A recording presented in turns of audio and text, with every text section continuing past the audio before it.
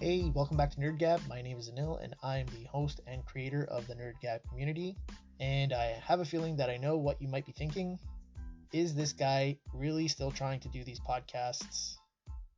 And the short answer is, sort of. When I started this podcast, it was a way for me and my friends to chat about the movies that we love and share ideas and opinions.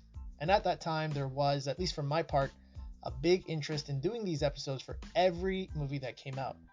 And with that, there was some interest in watching all of the movies so that we at least had something to talk about. But as the years went on, and despite James Gunn's belief that superhero fatigue does not exist, I actually started to experience some major superhero fatigue. Everything that was coming out at that time, whether it was on TV or in the movies, whether it was Marvel or DC, none of it seemed to hold my interest, which in a very big way started to fade after the events that followed the release of the Snyder Cut. But don't worry, this episode is not focused on the Snyder Cut. I think there's been enough discussion about that topic, and I'm tired of revisiting it, even though it has a major effect on the genre and is the basis for the current string of events at WB and DC. So if you don't know the history of the Snyderverse, you can count yourself lucky. But if you're slightly interested in the events and the outcome and our thoughts, please check out our Snyderverse episodes on our podcast page. For today's episode, I'm going to be answering a question that I've been asked a couple of times now, which is, why don't you want to watch the Flash movie? And for those of you that follow my posts every week, you might be surprised to hear someone that clearly loves DC Comics and characters say that they don't want to watch a DC movie.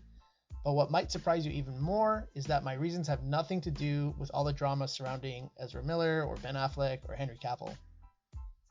So if you've made it this far and you want to hear my thoughts on why I have zero interest in this movie, please stick around. If you share any of my opinions or you want to convince me to change my mind, please follow me on Instagram at NerdGab or on Twitter at nerd_gab, where we can share messages and have a quick chat. So without further delay, here are my reasons for not wanting to watch The Flash. Reason number 1. The Flash movie has been in production hell for decades. If you go far back enough, you'll learn that WB had a whole Justice League franchise in the works years before Marvel got to their first Avengers movie. In 2008, Justice League Mortal would have featured a full roster of Justice League characters, including Superman, Batman, Wonder Woman, Flash, Martian Manhunter, Aquaman, and Green Lantern.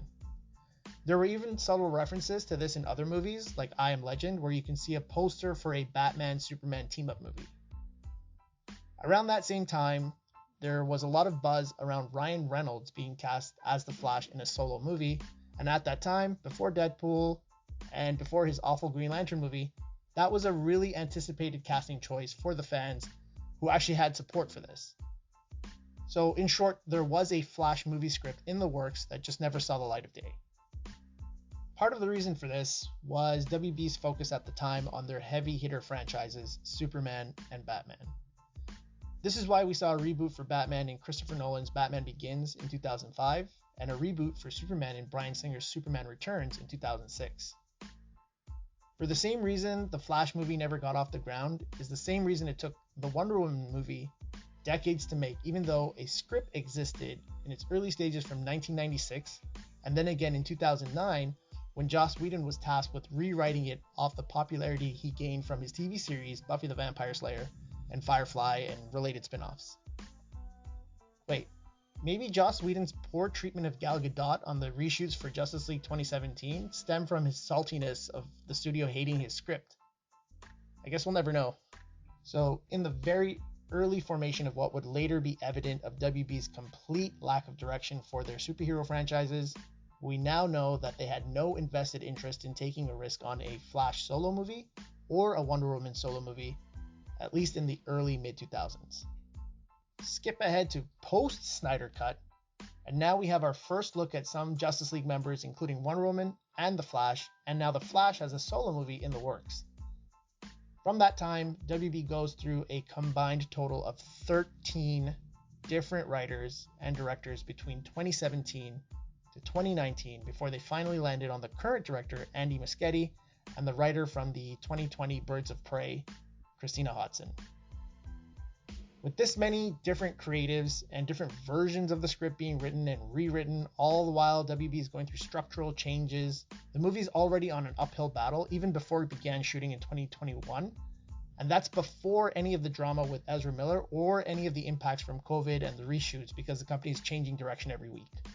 So this is the number one reason why I have no interest in watching the Flash movie, because production hell has never led to a good movie, and it's clear from the leaked footage of the Flash movie that we've seen so far that they've clearly had some production issues. Reason number 2. South Park did a great episode on how nostalgia is used to sucker audiences into spending money. This isn't so much a big issue that I have. I think it's only natural to use something that people are fond of or have a positive connection to in order to make money. The problem I have is that studios are using nostalgia to make people think they like something even when that thing is a hot pile of crap. I have this debate in comic shops every week, and it's the fact that people don't seem to be able to take their nostalgia out of the equation when they're discussing these movies. As everyone knows by now, which is probably one of the only saving factors for most people, Michael Keaton is reprising his role as Batman from the Tim Burton films in this Flash movie. For many people, Michael Keaton is their favorite Batman. Some even argue that he's the best version of Batman, which of course he's not. But they can't take their fondness for that time period when Michael Keaton's Batman had no other real comparison out of the equation when they think about why they want to watch this movie. WB knows this is a huge selling factor for this movie, and you might have even heard people say, "I'm just excited to see Michael Keaton as Batman again." See, this is difficult even for me, because I also have a hard time truly committing to this position, because I also have a fondness for Michael Keaton's Batman. He's the version of Batman that I grew up with, and he's the version of Batman that led to a lifelong love of the character because of those movies. The real issue that I have now is how WB is using that as a way of manipulating people into watching this movie. Not because they're using the nostalgia, but because they're using it in a way that is designed to, 1, launch their new universe, and 2, the success and praise of this movie rests on the fans that are willing to ignore everything else and go see this movie cheaply use Michael Keaton. And basically, the success of this movie as an indicator for WB heading into the right direction with the decisions that they've made for the DCU. Basically, they're trying to say their decisions that led to the creation of this movie, and by adapting certain storylines and using Michael Keaton for this movie, was the right choice and is the reason why the future of the DCU will be successful, which really it's not. So in short, Michael Keaton is going to be a large reason for why the future movies of the DCU are considered successful, because this movie that rests on his appearance, because the movie also resets the universe, also features that one thing that everyone can't remove from the equation, which is nostalgia. And there's also more than just this specific nostalgia bait in this movie from the leaks that I've seen. So it's not just Michael Keaton. They are actually trying to make people feel fondness towards this movie by having other cameos and little nostalgia baits as well. So reason number 2, my nostalgia can't be slapped on a pile of crap and still get my money. That's not to say that I can't use nostalgia or have nostalgia appeal to me. I think I'd be on board with the use of nostalgia, like if Michael Keaton was used as an older Bruce Wayne in a Batman Beyond context. But knowing what we know about the story of this movie is why I'm saying the way that they're using him here is just distasteful, and leads me to my next reason. Reason number 3, and this is probably my biggest issue and biggest reason for not wanting to watch this movie, which is the bastardization of the Flashpoint storyline. Anyone that's known me since the start of the DCU debacle and drama knows that the biggest issue I've had with the announcement of the Flash movie is the idea that they're going to be adapting elements of Flashpoint as Flash's first movie. So anyone who's familiar with the Flash's character knows that part of his abilities include the ability to perceive events down to the attosecond. It's faster than the speed of light. It's 1/quintillionth of a second. The Flash himself is so fast that he can travel through time and exist in multiple universes at the same time. With that ability is a huge responsibility and control to not succumb to every impulse of correcting every bad thing that's ever happened. And in one of the greatest stories ever, he did the one thing he's always wished he could do by stopping his mom's murder.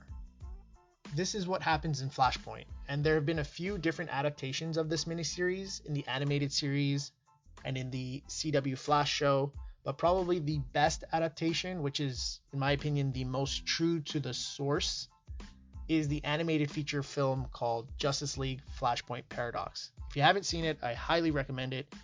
It does adapt the comics really, really well, and you get to see animated fights, and you don't have to read 6 comic books in order to get the story. So definitely recommend it. If you have not seen it, watch it. I would recommend you watch it instead of watching the Flash movie. Again, that's Justice League Flashpoint Paradox. Incredible film. Highly recommend. But that film does the best job at retelling that story and explaining the concepts while showcasing the biggest challenge the Flash has to deal with, which is the acceptance of loss and having to let his mom die in order for the world and the people he knows to exist.